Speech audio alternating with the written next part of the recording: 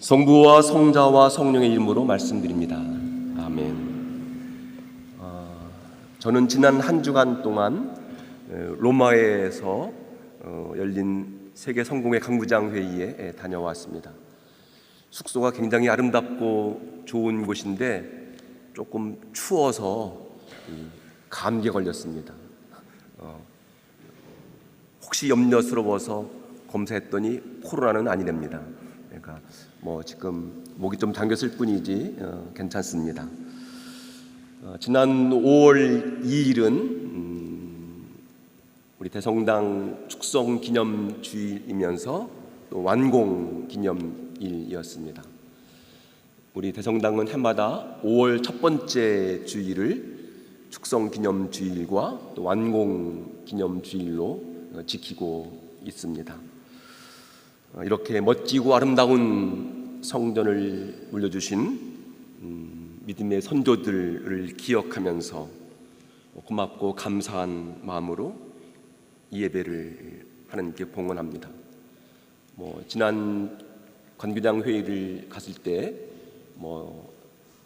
성 바울로 성당, 산타 마리아 성당, 그리고 바티칸 성당도 가봤죠.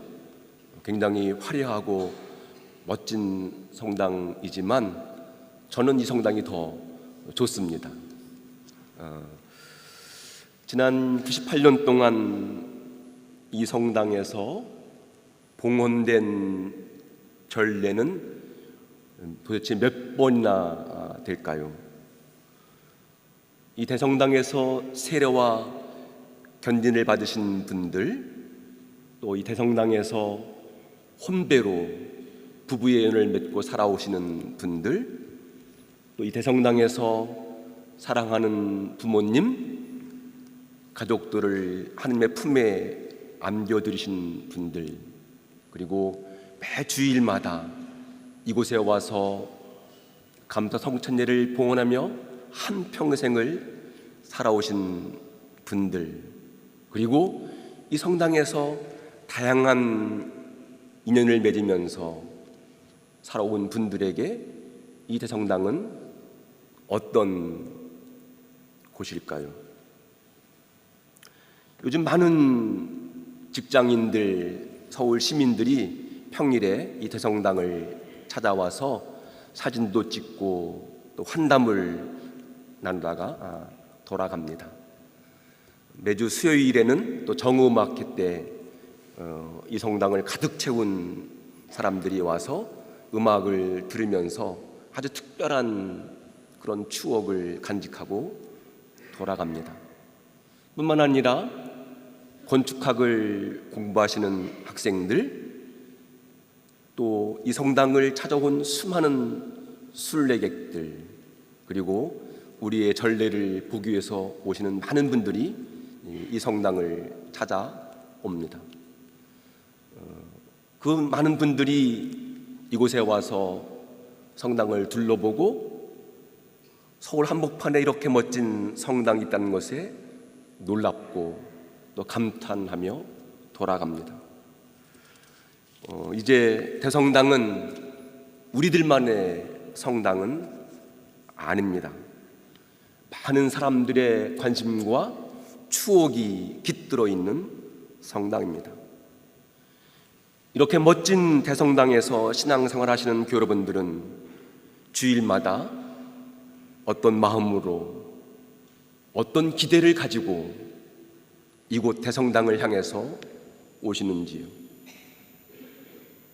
여러분이 이곳에 드린 기도의 내용은 무엇이었고, 또 어떤 기도의 응답을 받고 돌아가셨는지요?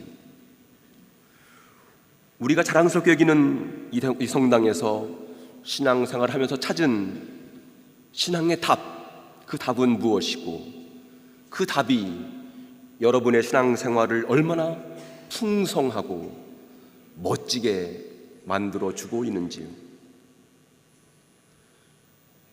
살면서 입은 마음의 상처와 몸의 아픔, 이런 것들이 이 성당을 통해서 치유되고 회복되는 그런 놀라운 경험을 하셨는지요? 그 치유와 회복은 도대체 어디에서 이루어지고 있는지요? 우리가 드리는 이 감사 성찬례를 통해서 치유의 사건이 일어났습니까? 아니면 신부님들의 멋진 설교 말씀을 통해서였습니까? 아니면 거룩한 성사를 통해서였습니까? 아니면 우리가 사귀고 있는 친한 사람들과의 친교를 통해서 그런 일들이 일어났습니까? 신앙생활하면서 우리는 얼마나 더 좋은 모습으로 인격의 변화, 삶의 변화, 가치관의 변화가 이루어지고 있는지요. 그래서 우리 모두는 얼마나 영적으로 더 성장하고 성숙한 믿음의 삶이 되고 있는지요. 우리 대성당이 참으로 좋은 믿음의 성당이고 공동체라면 저는 4가지가 꼭 이루어져야 된다고 생각합니다. 첫 번째는 우리 삶의 여러 가지 물음, 질문에 대한 좋은 답을 얻는 곳이어야만 합니다. 신앙생활을 오래 하면 할수록 더 좋은 믿음의 답을 갖고 있는 사람이 훌륭한 믿음의 사람입니다. 두 번째는 대성당 신자로서, 성공의 신자로서 이 대성당을 다니고 있는 것이 우리 스스로가 자랑스러워야 합니다. 그래서 자랑스러워서 누군가에게는 전하고 싶고 알려주고 싶은 마음이 우리 안에 있어야만 합니다. 세 번째는 대성당에서 신앙생활을 하면서 서로 사랑으로 격려하고 위로해주고 축복하면서 마음의 상처, 몸의 상처가 치유되고 회복되는 그런 경험들을 이곳에서 경험해야만 합니다. 마지막으로는 이 대성당에서 신앙생활하면서 우리의 믿음과 사랑과 소망이 더욱 깊어지고 풍성해져야만 합니다. 최근에 비아 출판사에서 야로슬라프 펠리칸이라는 사람이 쓴 전통을 옹호하다라는 책이 번역되어 출판되었습니다. 이 책에 많은 말들이 있지만 아주 중요한 말이 있는데, 전통은 죽은 이들의 살아있는 신앙이고 전통주의는 살아있는 이들의 죽은 신앙이다, 이런 말이 있습니다. 우리가 깊이 생각해야 할 좋은 격언이라고 생각합니다. 지금 우리가 드리고 있는 아름다운 전례와 신앙의 전통은 우리보다 앞선 신앙인들의 믿음과 정성과 그리고 숨결이 깃들어 있습니다. 아름다운 전례와 신앙의 전통을 유지하고 전수하기 위해서 지난 100년 동안 수많은 성직자들, 성가대와 독서자들, 목사들을 비롯한 전례 봉사자들, 그리고 그 전례에 참석했던 수많은 믿음의 사람들의 정성과 기도와 수고가 있었기 때문에 가능한 일이었습니다. 이런 의미에서 우리의 전통과 전례를 소중하게 여기는 것은 우리들의 책임이고 의무입니다. 하지만 우리가 전통주의자가 되어서 이 전통과 전례 안에 갇혀 있으면 우리의 전례와 신앙은 낡은 전례, 죽은 신앙이 됩니다. 우리는 선조들이 물려준 전례와 신앙의 전통을 끊임없이 기억하면서 늘 새로운 눈으로 재해석하면서 더 좋은 모습으로 발전시켜 가야만 합니다. 뿐만 아니라 우리의 미래 세대를 생각하면서 더 열린 마음으로, 더 개방적인 태도로 우리의 전례와 신앙을 발전시켜 가야만 합니다. 이렇게 우리 안에서 과거와 현재 그리고 미래가 만나서 더 좋은 길을 찾아갈 때 우리의 전례와 신앙은 더 멋진 꽃을 피우고 더 풍성한 열매를 맺을 것이고 살아있는 전례, 살아있는 신앙이 될 것입니다. 이제 2년 후면 이 성당 축성 100주년을 맞이합니다. 지난해에 축성 100주년 준비위원회가 구성되어서 여러 차례 회의를 통해서 다양한 의견을 나누고 이제 최종 보고서가 교회위원회에 보고된 것으로 알고 있습니다. 축성 100주년을 준비하면서 우리 교회가 가야 할 역할과 사명을 바로 찾고 선교의 비전을 분명하게 세우는 그런 뜻깊은 계기가 되었으면 좋겠습니다. 오늘 우리가 읽은 열왕기상을 보면 솔로몬 왕은 예루살렘 성전을 지어 하나님께 봉헌하면서 이렇게 기도합니다. 나의 하나님 야훼여, 소인의 기도와 간청의 귀를 기울여 주십시오. 오늘 당신 앞에서 부르짖으며 드리는 이 기도를 들어주십시오. 솔로몬 왕은 예루살렘 성전이 하나님께 기도를 드리는 기도의 집, 기도의 응답을 받는 거룩한 집이 되게 해달라고 기도합니다. 이 성전에 와서 잘못을 뉘우치고 용서를 구하면 용서를 받는 은총의 집이 되게 해달라고 기도합니다. 오늘 복음에서도 주님은 성전이 하나님께 기도를 드리는 집이라고 말씀하신 후에 성전 뜰 안에 있던 시각장애인들과 신체 장애들을 위해서 은총을 베풀어 주십니다.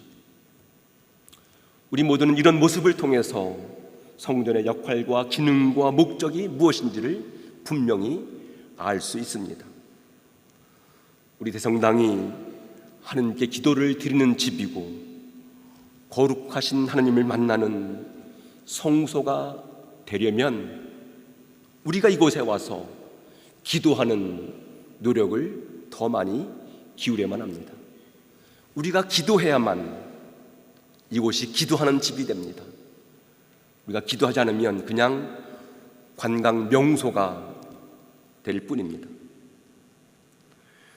우리 대성당이 몸과 마음의 상처를 입은 사람들이 치유되고 회복되는 은총의 집이 되었으면 좋겠습니다. 그렇게 되려면 우리가 주님의 마음과 사랑으로 더 깊이 사랑해야만 합니다. 서로를 돌보고 섬기면서 우리 모두가 이곳에 오면 행복해, 내가 이곳에서 신앙하는 것이 너무 좋아 하는 그런 마음으로 돌아갈 수 있어야만 합니다. 우리 성당이 슬퍼하는 사람들, 삶에 무거운 짐을 지고 호덕이는 사람들을, 길을 잃고 방황하는 사람들에게 구원의 밝은 빛을 비추는 그런 교회가 되었으면 좋겠습니다.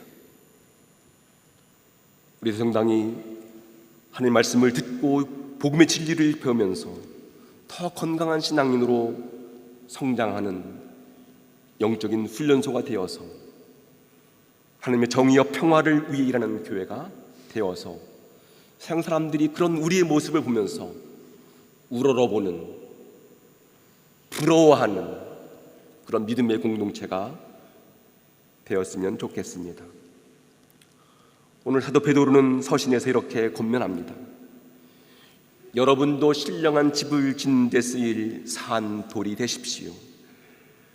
그리고 거룩한 사제가 되어 하나님께서 기쁘게 받으실 만한 신령한 제사를 예수 그리스도를 통하여 드리십시오. 여러분은 선택된 민족이고 왕의 사제들이며 거룩한 결례이며 하나님의 소유가 된 백성입니다. 우리 모두가 산 돌이신 예수 그리스도와 한 몸을 이루어 살아가는 믿음의 사람들입니다. 우리 모두가 신령한 집을 짓는 데 쓰일 산돌로 부름 받았습니다. 살아있는 돌로서 우리 역할과 사명을 감당할 때 우리 교회는 더 아름답고 건강한 주님의 교회가 될 수 있습니다. 5월은 가정의 달이고 오늘은 또 5월 5일 어린이날입니다. 대성당의 주일학교인들이 점점 늘어나서 얼마나 감사하고 기쁘고 희망적인지 모릅니다. 요즘 주일학교 어린이들이 주일날 다른 데 가지 않고 성당에 가서 애들 따라서 교회 오는 부모님들도 있다고 들었습니다. 그러신 분들 계세요? 얼마나 감사한지 모르겠습니다. 이 시간 또 주일학교에서 애쓰고 수고하는 교사들을 위해서도 기억해 주시고 기도해 주시기를 부탁드립니다.